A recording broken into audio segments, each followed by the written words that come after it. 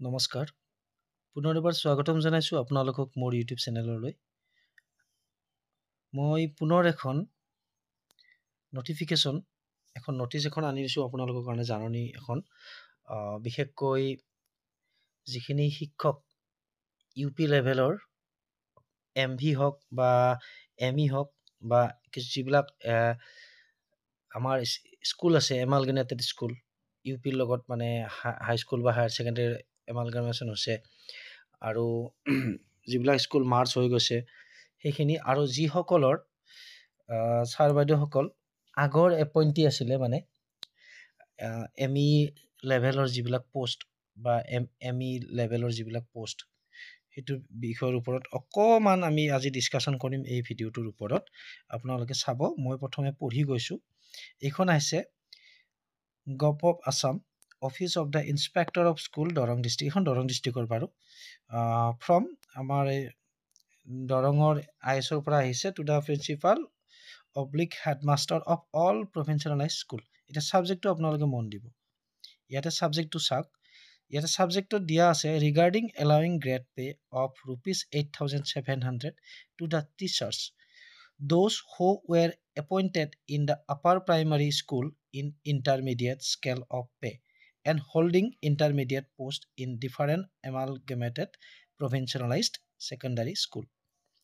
গতিকে আপোনালোকে অকমান বুজি পাইছে সাবজেক্টৰ পৰা মানে ইয়াতে গ্ৰেড পে যে এলাউ কৰিছে যিসকল মানে ইন্টাৰমিডিয়েট পোষ্টত মানে এমিৰ আপাৰ প্ৰাইমাৰীৰ যিকেইটা পোষ্ট আগতে ইন্টাৰমিডিয়েট আছিল আৰু সেই ইন্টাৰমিডিয়েট পোষ্টত মানে চাকৰি পাব লাগিলে যোগ্যতা ইন্টাৰমিডিয়েটে আছিল মানে গ্ৰেজুৱেশ্যনৰ কোনো প্ৰয়োজন নাছিলে গতিকে তেখেতসকলে মানে যিটো 8,700 টকা গ্ৰেড পে লৈ আছে গ্ৰেজুৱেট স্কেল তাৰ ওপৰত ভিত্তি কৰি এইখন মানে পঠাইছে ইনস্পেক্টৰ অফ স্কুলৰ ফালৰ পৰা সকলো প্ৰধান বা প্ৰিন্সিপাললৈ পঠাইছে অল প্ৰভিঞ্চিয়েলাইজ স্কুল ঠিক আছে এতিয়া চাব আপোনালোকে ভিতৰত কি লিখা আছে sir madam with reference to the subject cited above I would like to forward here with a letter received from DSE Assam and Department of School Education Dispur under above mentioned reference regarding allowing grade pay of ₹8,700 to the teachers who were appointed in the upper primary schools in intermediate scale of pay and holding intermediate post in different amalgamated provincialized secondary school মানে inspector of স্কুলৰ পৰা পঠাইছে যেহেতু গতিকে আমি সকলোৱে জানো secondary education ডিপাৰ্টমেন্টৰ আমাৰ এই ইনস্পেক্টৰ স্কুলৰ আন্ডাৰত আহে গতিকে যিসকল এলপি নহয় ইউপি স্কুলৰ ছাৰ বাইদেউসকল যিসকলৰ ইন্টাৰমিডিয়েট পোষ্টত আছে আৰু তেখেতসকল এমালগেমেটেড হৈছে কিন্তু হেৰিৰ লগত মানে সেকেন্ডাৰী স্কুলৰ লগত প্ৰভিঞ্চিয়েলাইজড আৰু তেখেতসকলৰ যদিও পোষ্টটো ইন্টাৰমিডিয়েট কিন্তু তেখেতসকলে ধৰক পিছত ইণ্ডিভিজুৱেলি মাষ্টাৰ ডিগ্ৰীও কৰিব পাৰে বা স্নাতক ডিগ্ৰীও ল'ব পাৰে গ্ৰেজুৱেশ্যন কমপ্লিট হোৱাৰ পিছত বহুতে মানে গ্ৰেজুৱেশ্যনৰ হেৰি চাৰ্টিফিকেট ছাবমিট কৰি 8,700 স্কেলটো উইথড্ৰ কৰি আছে আৰু সেই ৰিগাৰ্ডিঙে মানে ডাটা বিচাৰিছে ইনস্পেক্টৰ অফ স্কুলৰ পৰা ইয়াতে চাওক আপোনালোকে দিয়া আছে serial number name of teacher grade pay name of appointed school UP MB ME name of amalgamated school ঠিক আছে এইখন হল প্ৰথম এইখন হল ইনস্পেক্টৰ অফ স্কুলৰ পৰা পঠোৱা এবাৰ চাব আপোনালোকে মই স্ক্ৰল কৰি দিছো তলৰ এখন আছে এইখন চাওক এইখন আহিছে gov of Assam office of the director of secondary education ঠিক আছে এইখন আহিছে মমতা হজাই ডিৰেক্টৰ অফ সেকেন্ডাৰী এডুকেশ্যনৰ পৰা আহিছে কালৈকে আহিছে to the inspector of school all মানে অল ডিষ্ট্ৰিক্টৰ ইনস্পেক্টৰ অফ স্কুললৈ আহিছে আৰু এইখন ইনস্পেক্টৰ অফ স্কুললৈ পঠোৱা কাৰণে ওপৰৰ যিখন মই এইমাত্ৰ পঢ়িলো ইনস্পেক্টৰ অফ স্কুলে আকৌ প্ৰতিখন স্কুলৰে প্ৰধান আৰু প্ৰিন্সিপাললৈ মানে আকৌ ফৰৱাৰ্ড কৰি পঠাইছে বেলেগ এখন বা এইখনকে পঠাইছে মানে ডাটা কালেক্ট কৰাৰ কাৰণে ঠিক আছে প্ৰথম তেখেতক ডাইৰেক্ট কৰা হৈছে মানে তেখেতৰ পৰা ইনফৰমেশ্যন বিচাৰিছে ইনস্পেক্টৰ অফ স্কুলৰ পৰা ডিৰেক্টৰ অফ সেকেন্ডাৰী এডুকেশ্যন চাব ইয়াতো সাবজেক্টটো একেই আছে 8,700 ড্ৰ কৰাৰ কথা কৈছে ইয়াতে ডিটেইলছটো চাব আপোনালোকে sir madam with reference to the subject cited above I am to state that the right appeal bearing WA number 155/2022 filed by Binodini Sinha and others versus State of Assam and others. ঠিক আছে এটো মানে state of আসামৰ মানে লগত যেটো cash হৈছিল সেই কথাটো কৈছে আপিল কৰিছিল যেটো হাই কোৰ্টত regarding allowing grade pay of ₹8,700 to the teachers those who were appointed the upper primary schools in the intermediate scale of pay and holding intermediate post in different amalgamated provincialized secondary school has been dismissed by Honorable Court on 8/8/2024. মানে বিনোদিনী সিনহা আৰু অন্য কিছু লোকে অসম গভৰ্ণমেণ্টৰ মানে ৰুলৰ এগেইনষ্টে গৈ আপিল কৰিছিলে যে 8,700 মানে ড্ৰ কৰাৰ সপক্ষে কিন্তু অনাৰেবল হাইকোৰ্টে এইটো 8/8/2024 তাৰিখে এইটো খাৰিজ কৰিছে এই কথাটো ইয়াতে উল্লেখ আছে অবজাৰ্ভিং date at the time when the applicant were appointed as teachers in the upper primary school the entry qualification for the said post was undergraduate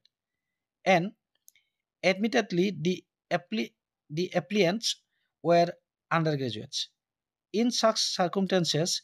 even though they have obtained the graduation degree later on while in service they are not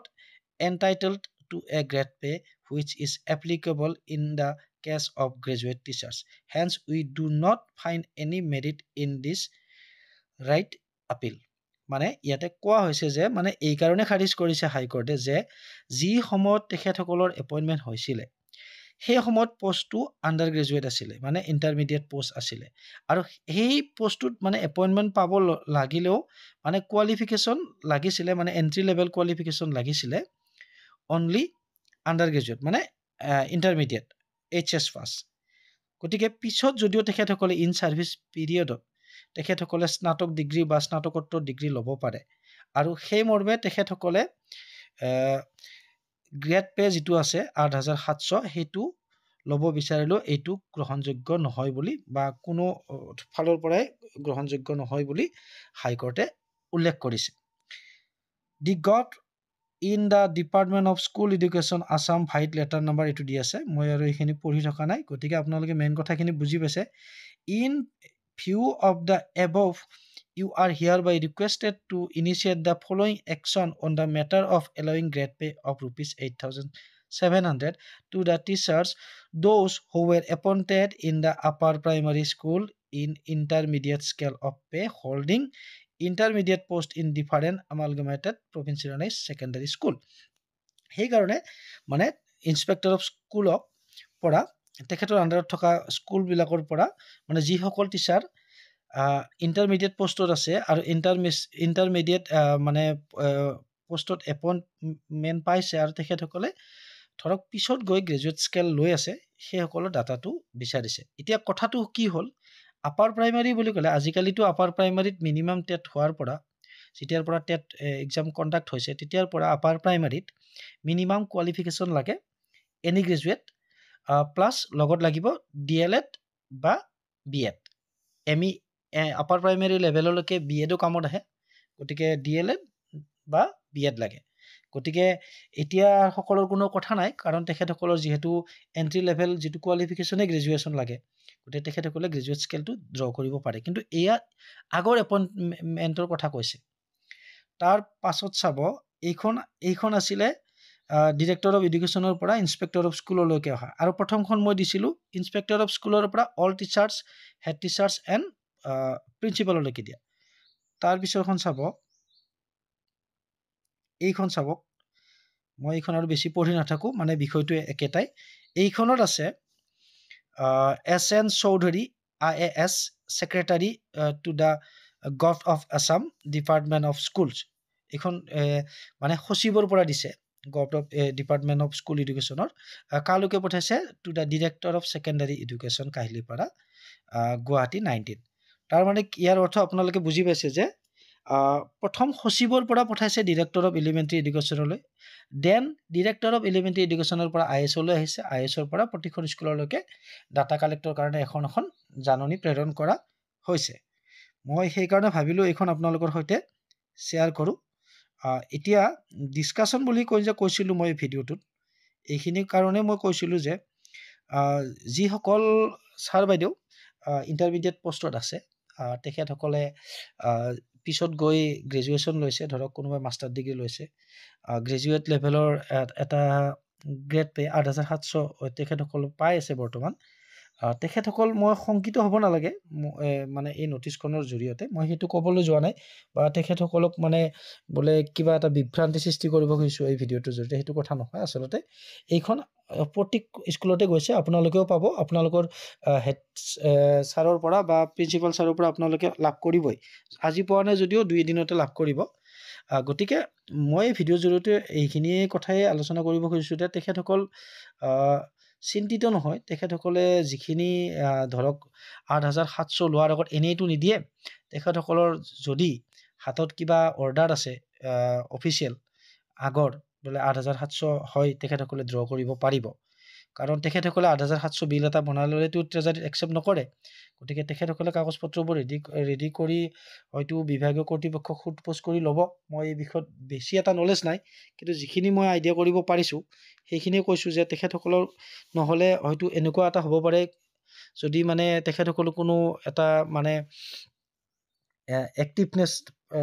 তেখেতসকলৰ যদি নাথাকে, হয়তো পিছত গৈ যদি মানে আওকাণ কৰি থাকে ৰিকভাৰী কৰিবলগীয়াও হ'ব পাৰে। যিখিনি ধৰক এক্সট্ৰাকৈ ড্ৰ কৰিছে ৮,৭০০, মানে তেখেতসকলেতো ইণ্টাৰমিডিয়েটটো পাব, তাৰ ওপৰত যিখিনি এক্সট্ৰাকৈ ড্ৰ কৰিলে। গতিকে শেষত গৈ তেখেতসকলৰ হয়তো যিহেতু আগৰ পোষ্ট, পেঞ্চনৰ ক্ষেত্ৰতো তেনেকুৱা হ'ব পাৰে, অলপ ৰিকভাৰী কৰিবলগীয়া হ'ব পাৰে। তেনেকুৱা বহুত উদাহৰণ আছে। পিছত ৰিকভাৰীখিনি মানে গোটেইখিনি দিয়াৰ পিছতহে মানে পেঞ্চন ক্লিয়াৰ হ'ব। গতিকে আপোনালোকে কমতে এইখিনি আগতে খা খবৰ ল'ব অফিচত, আৰু বিভাগীয় কৰ্তৃপক্ষৰ পৰা আপোনালোকে উপদেশসমূহ ল'ব ক'ত কি কৰিব লাগে। গতিকে মই জাষ্ট এই নটিচখন পালোঁ, সেইকাৰণে মই ভাবিলোঁ ভিডিঅ'ৰ জৰিয়তে শ্বেয়াৰ কৰোঁ আৰু আপোনালোককো মই অৱগত কৰোঁ। আৰু হয়তো অজানিতে কিবা ভুল ভ্ৰান্তি হৈ যাব পাৰে মোৰ বিশ্লেষণ কৰাত, তাৰ কাৰণে মই মাৰ্জনা বিচাৰিছোঁ, ক্ষমা কৰি দিব। আৰু ভিডিঅ'টো শেষলৈকে চোৱাৰ বাবে আপোনালোক সকলোলৈকে ধন্যবাদ।